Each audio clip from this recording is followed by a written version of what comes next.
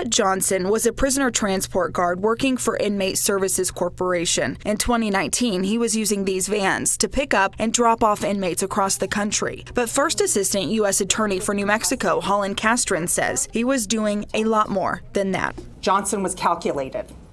He proactively sought out and created opportunities to be alone with these women that he transported. In December, Johnson admitted to raping 3 inmates in his custody, but investigators know of a dozen others. One woman says he threatened her with a gun. She was assaulted in 2019 near the Metropolitan Detention Center in Albuquerque after he dropped off other inmates. Attorney Laura Shower-Ives represents her. We talked to her in December. It's never like a punishment or reasonable for a human being to be raped because they are accused of a crime. Tuesday, Johnson was back in federal court where he was sentenced to 30 years in prison. While this sentence cannot undo the emotional and physical trauma that Mr. Johnson caused TP and these other victims, it will ensure that Johnson spends decades in prison. But there are more questions about other victims, whether Inmate Services Corporation did enough to protect inmates, and who will hold those private companies accountable. The U.S. Attorney's Office wouldn't speak to that. We, as well as DOJ,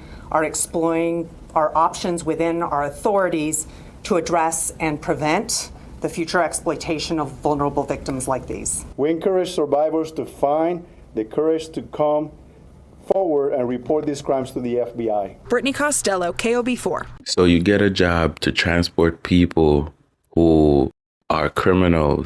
They didn't follow the rules, they didn't follow the laws, so they're in jail.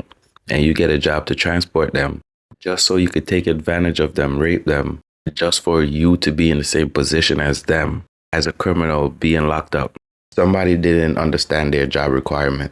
Somebody was thinking with the wrong head. Now that same somebody would have 30 years to sit in a cell and think about what they did. It's well deserved. Let me know what you guys think.